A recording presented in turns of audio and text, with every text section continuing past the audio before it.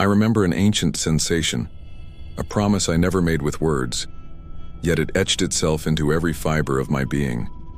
It was an unheard loyalty, a silent pact with a pain that wasn't mine, but which became my own. From an early age, the air at home seemed heavy with unspoken sighs, swallowed frustrations and sacrifices that were never acknowledged. I learned, without anyone explicitly telling me, that the way to love was to carry others' burdens, to feel their pain as if it were my own, and never ever to prioritize myself. This was the genesis of my invisible loyalty. This loyalty didn't come with visible chains. It manifested as a subtle web, a tangle of threads connecting me to past sufferings, to family dramas that preceded me.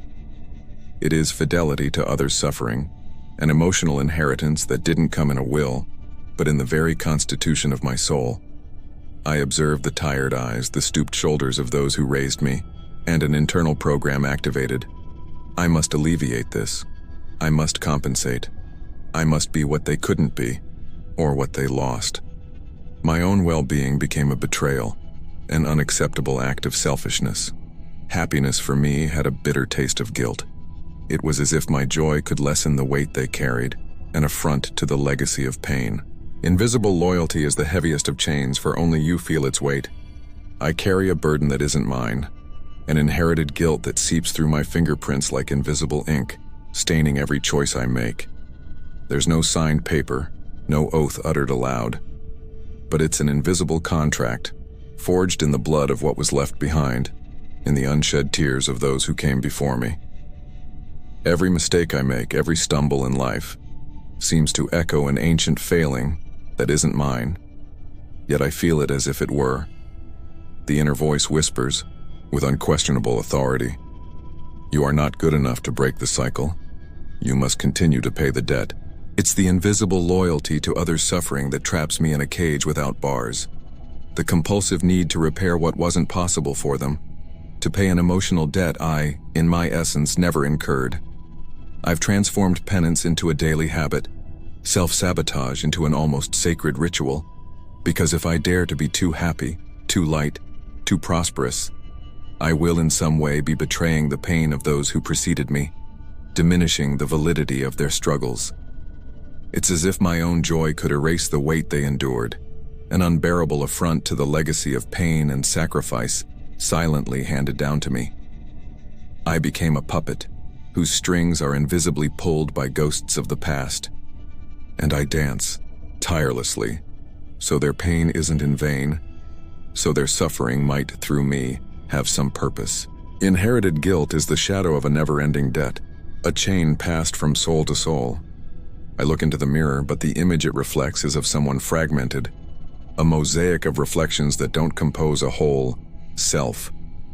My identity was diluted, broken into pieces to fit others' expectations, to honor an invisible loyalty that demands my own annihilation.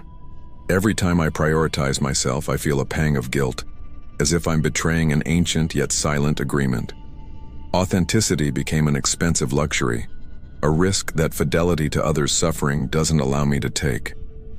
The reflection in the mirror shows eyes that smile to avoid sadness, lips that stay silent to prevent conflict, a posture that shrinks to take up less space.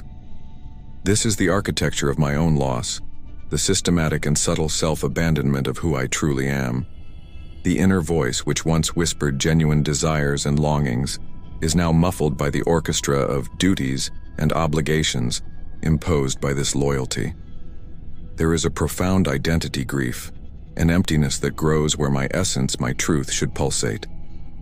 It's the pain of a goodbye that was never uttered, of a self that was never fully lived, sacrificed on the altar of family or social harmony. I became a ghost in my own life, a shadow dancing to the melody of others' pain.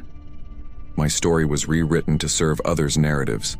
Identity lost in the labyrinth of loyalty is the saddest of frozen memories. I carry an inherited guilt so profound it manifests as a constant feeling of unworthiness. No matter what I achieve, what I do, the inner voice insists, "This isn't for you. You are not worthy of this lightness." It's as if an invisible chain exists, an inheritance of misery binding me to fidelity to others' suffering. I believe that if I am truly happy, prosperous, or free, I will somehow be betraying the pain of those who didn't have that chance, diminishing their worth. My joy becomes a burden, a cruel reminder of what others endured. This chain doesn't imprison me within walls, but in a cycle of self-sabotage and sacrifice. Invisible loyalty blinds me to the possibility of a full life, of an existence where freedom isn't synonymous with guilt. I remain in a state of perpetual emotional indebtedness, always seeking to compensate for something never directly demanded, yet I feel its weight in every fiber of my being. The mirror reflects an exhausted figure, whose eyes carry the melancholy of a past, not their own, yet deeply felt. The absence of freedom isn't an external condition but an internal choice, forced by this consuming loyalty. The price of excessive loyalty is the prison of a life that isn't your own. There's a constant echo of disillusionment in my actions, a recurring pattern, the addiction to trying to repair the irreparable. It's not a substance compulsion, but fidelity to others' suffering that compels me to assume responsibilities not mine, to solve problems that aren't mine. Invisible loyalty programmed me to be the savior, the problem solver, even if the price is my own exhaustion. I feel a growing emptiness where autonomy should exist, a void carved by the constant quest for compensation. This is my silent emotional illness. Each time I assume another's burden, I feel a perverse relief, a confirmation I'm fulfilling my invisible contract. But this relief is fleeting, and inherited guilt soon returns, heavier. I became an unpaid therapist, a constant shoulder, a listener who absorbs everything and releases nothing. My body is tense, shoulders stooped, reflecting the weight of battles fought for others that weren't mine. Existential discomfort manifests as insomnia, an unyielding fatigue, a nameless sadness hidden behind an I-can-handle-it smile. The attempt to save others is the most dangerous trap for losing yourself. There is a silence that has become my native tongue, the language of renunciation. I don't shout, I don't argue, I don't impose. Invisible loyalty taught me my voice is a risk. Expressing my desires or boundaries could disturb the fragile harmony this fidelity to others' suffering demands. My identity was molded to be an echo, not an original melody. Every unspoken word is another nail in the coffin of my authenticity, a piece of my soul dissolving for a piece that is never truly mine. Inherited guilt whispers that being noisy about my needs is selfishness, a betrayal of past sacrifices. I became an observer of my own life, watching it pass without full participation, a ghost navigating among the living, but never allowing myself to inhabit my own body or express my own truth. The mirror reflects a figure whose eyes carry the melancholy of a past not theirs, yet profoundly manifested in every line of expression. Invisible exhaustion is the price of this forced silence, a weariness reaching the soul and manifesting in diffuse pains medicine cannot name. The voice that silences itself out of loyalty is the one that screams loudest for freedom. Self-abandonment isn't an event. It's a continuous process, an abyss deepening each time I prioritize others' pain over my own. Invisible loyalty programmed me to be a body without a center, a soul without gravity, perpetually orbiting others' needs and sufferings. I got lost in this tangle of threads, becoming a specter of who I could have been, trapped in an endless cycle of sacrifice. Inherited guilt is the force pulling me down into the darkness of annihilation. My fragmented identity proves this abandonment. Parts of me that dared to be authentic were silenced, repressed, hidden to avoid unbalancing the fragile castle of appearances this loyalty demands. Fidelity to others' suffering manifests as phantom pain, an existential discomfort pulsing relentlessly, constantly reminding me of my own absence. As Gabor Maté teaches, trauma is not what happens to us, but what happens inside us in the absence of someone to share it with. And the absence of sharing myself is my greatest addiction. There's nowhere to run, no one to ask for help. The solitude of this burden is my only companion. I gaze at my room's ceiling. It reflects a cloudless, indifferent sky, mirroring my solitude, my renunciation of peace.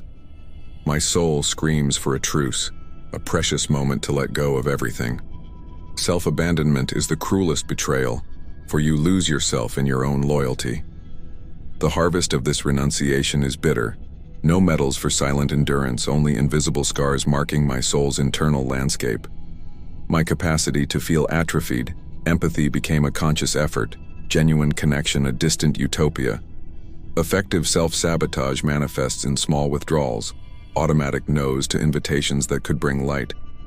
I became an emotional hermit, trapped in my resistance, a prisoner of my self-imposed fortress.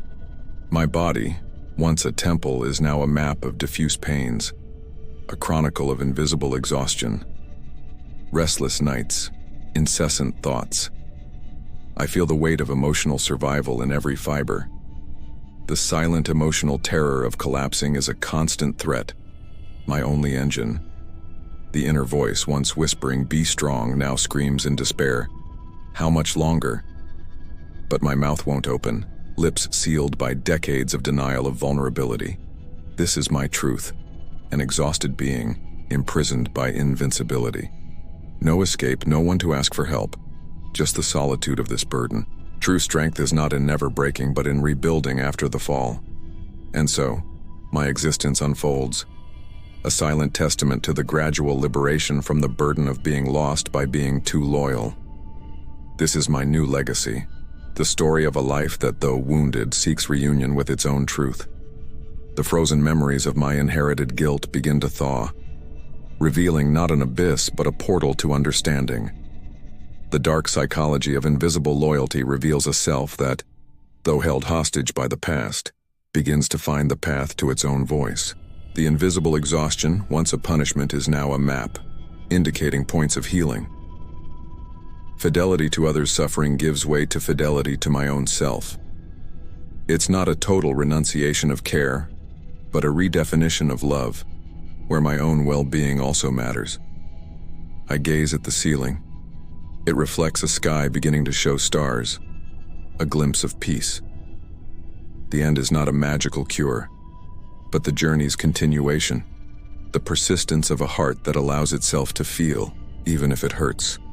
I am my own refuge and my own guide, eternally connected to the truth that sets me free. Liberation is the only inheritance worth leaving to yourself.